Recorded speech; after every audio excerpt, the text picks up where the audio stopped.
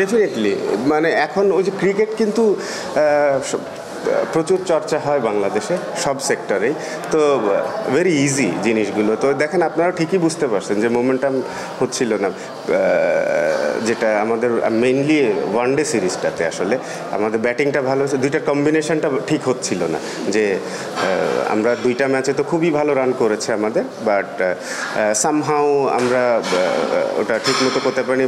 এটা আমি ডেফিনেটলি বলবো যে কিছু কিছু সময় ছিল যে মোমেন্টামগুলো আমাদের আমরা পেয়েছি, পাইনি তা না, বাট মোমেন্টামগুলো হাতছাড়া হয়ে গেছে, আমরা প্রপার ইউটিলাইজ করতে পারিনি ওই টাইমগুলো। বাট টি-20-তে এসে কিন্তু দেখা যাচ্ছে যে জিনিসগুলো ক্লিক করছে, মোটামুটি দুইটা সেক্টরই একই সাথে করছে। এই কারণেই কিন্তু আমার কাছে মনে হয়েছে আজকের যে ম্যাচটা, যদিও খুব একটা বড় রান ছিল না, তো তারপরেও আসলে বোলাররা আউটস্ট্যান্ডিং বোলিং করেছে। তার মানে এটাই হচ্ছে কম্বিনেশন, যে কখনো কোনো সেক্টরে যদি একটু স্লিপ করে তো ওইটাকে রিকভার করা, যদি আরেকটা সেক্টরে এসে রিকভার করে, দ্যাট ইজ কম্বিনেশন।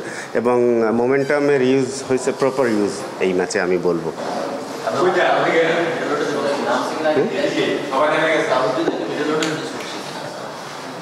দেখেন তাহিদ হৃদয় নিঃসন্দেহে ভালো প্লেয়ার, তো যখন যে টিমটা যাবে তখন আসলে আমি যদি বারবার একই কথা বলতে থাকি যে তাহিদ হৃদয়কে মিস করছি, তো তাহিদ হৃদয়ের জায়গায় যে গেছে তাকে আন্ডারস্টিমেট করা হচ্ছে। I don't want to do that, because যে যখন ন্যাশনাল টিমে খেলবে আমি মনে করি যে সেই বেস্ট প্লেয়ার, সেই ক্যাপাবল, তার সেই ক্যাপাবিলিটি আছে।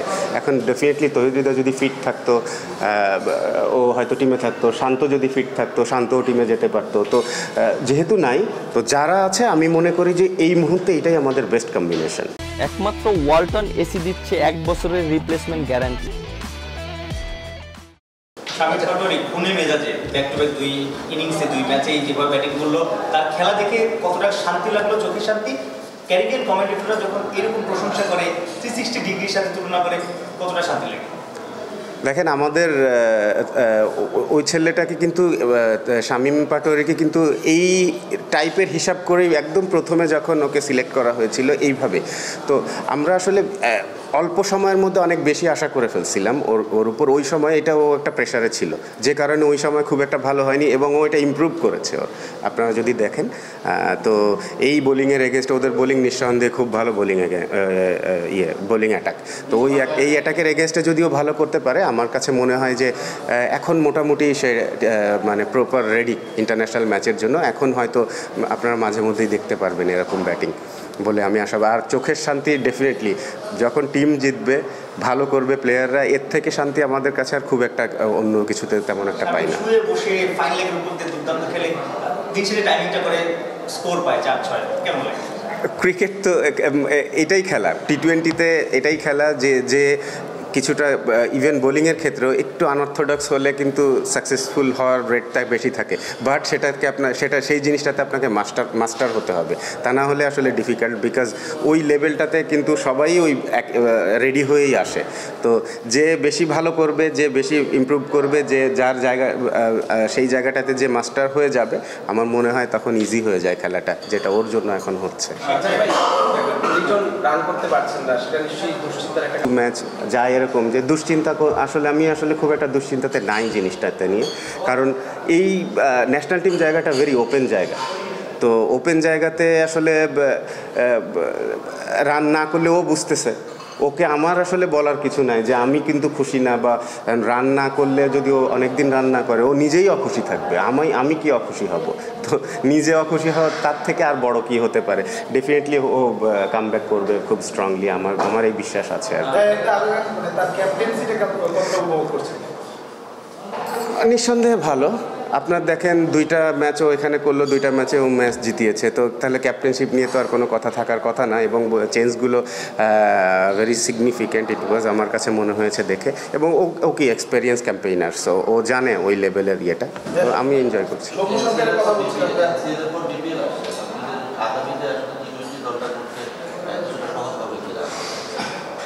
মানে কোনটা বুঝিনি?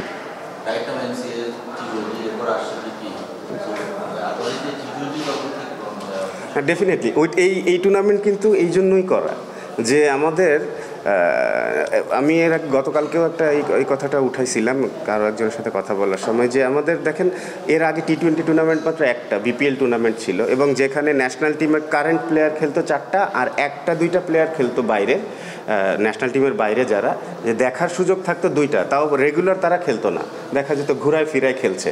তো আসলে দেখার চান্স ওরকম অত বেশি ছিল না। তো খুব স্বাভাবিকভাবে এখানে যদি তারা 7টা ম্যাচ হবে, যারা ফাইনাল খেলবে তারা আরও 2টা ম্যাচ বেশি খেলবে। তো খুব স্বাভাবিকভাবে ওদের এটা একটা বিগ অপরচুনিটি ওদের জন্য, ওদেরকে দেখানো, ওদের শো করা, নিজেদেরকে নিজে শো করা যে সে ক্যাপাবল কি না ক্যাপাবল। তো আমাদের জন্য ডেফিনেটলি ইজি হবে জিনিসটা, এবং অবশ্যই এই টুর্নামেন্ট মাথায় থাকবে যখন টিম দেখলাম শেখ মেহেদী ব্যাক টু ব্যাক 2 ম্যাচে দুর্দান্ত বোলিং সবসময় করে থাকে। ইয়াং বিশপ সাবেক ক্রিকেটার এবং কমেন্টেটর ইয়াং বিশপ বলছেন যে very good bowling line up বাংলাদেশের। পাওয়ার প্লেতে মেহেদী, পুরান বলে ঋষাদ, পেসাররা যে কোনো সিচুয়েশনে ভালো বোলিং করছে, ব্রেক থ্রু দিচ্ছে। এই যে বৈচিত্র্য, বাংলাদেশের বৈচিত্র্য আছে বাংলাদেশের বোলিং লাইন আপে, চেঞ্জেসটা কোথায় দেখলাম? প্রবাবলি এই মুহূর্তে আমার দেখা মতে যতদিন আমি ক্রিকেট ফলো করছি তার মধ্যে বাংলাদেশের সবথেকে বেস্ট বোলিং অ্যাটাক এই মুহূর্তে আমাদের।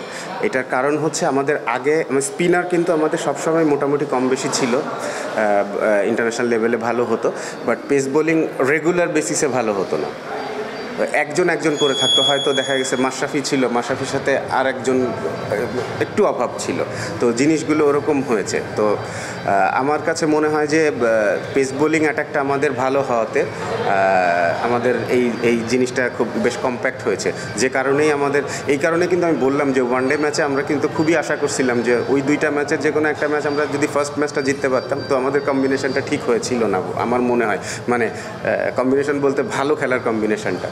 বাট এমনি আমাদের বোলিং অ্যাটাক নিয়ে এখন আসলে কোনো সন্দেহ নেই আমার।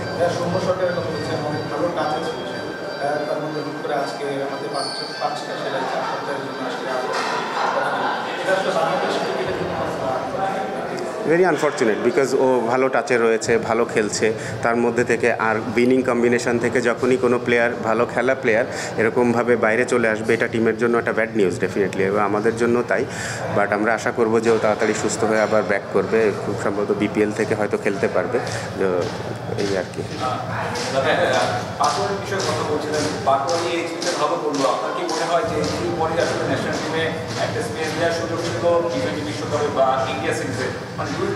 যখন সুযোগ ছিল তখনই সুযোগ দেওয়া হয়েছে, আগে পরের কথা কোনো নাই ভাই। যখন ওরকে সুযোগ দেওয়ার মনে হয়েছে, সুযোগ দেওয়া দরকার, তখনই দেওয়া হয়েছে। আসলে হয়তো অনেক সময়ও খারাপ খেললে তখন বলা হয়েছে কেন এত আর্লি, বা আমাদের কাছে মনে হয়েছে যে টাইমটাতে ওকে সুযোগ দেওয়া দরকার, একদম আমার মনে হয় রাইট টাইমটাতে সুযোগ পেয়েছে, আগে পরে না। আপনার রফিক ভাইয়ের পর সাকিব আল হাসান সবচেয়ে ভালো লেফটি স্পিনার ছিল। আমরা জানি লেফটি স্পিনাররা ত্রিকোণ বোলিং করতে, এখন বাংলাদেশ দলে 3 ফরম্যাটে মানে লেফটি স্পিনার আমরা পাচ্ছি না। আপনারা এটা নিয়ে কাজ করছি না? কাজ চলছে পিছে আমাদের, আপনারা খেলা মনে হয় দেখছেন, বেশ কিছু লেফট আর্ম স্পিনার আছে আমাদের এখানে। আমি আশা করব যে ওরা তাড়াতাড়ি ভালো হবে। আর আরেকটা ব্যাপার হচ্ছে, ফর ইয়োর ইনফরমেশন, যে ধরেন সাকিব 20 বছর ধরে ন্যাশনাল টিমে খেলার পর সাকিব যখন চলে যাবে, আপনি একদম সাকিবের জায়গায় একটা প্লেয়ার পাওয়া এটা ডিফিকাল্ট। তো ওদেরও একটু টাইম দিলে আমি শিওর যে ওরা আরও কম সময়ে চলে আসবে, এতটুকু আমি বলতে পারি এখন যাদের আমি দেখছি যারা আছে। বাট এটা অটোমেটিক্যালি আসবে না, এটা ওদের কাজ করতে হবে, এই দায়িত্বটা ওদের, যারা খেলছে ওদের এই রেসপন্সিবিলিটিটা নিতে হবে। যদি ওরা আগে আসার জন্য চেষ্টা করে, ডেফিনেটলি আসতে পারবে, ওই ক্যাপাবিলিটি ওয়ালা প্লেয়ার আছে এখানে।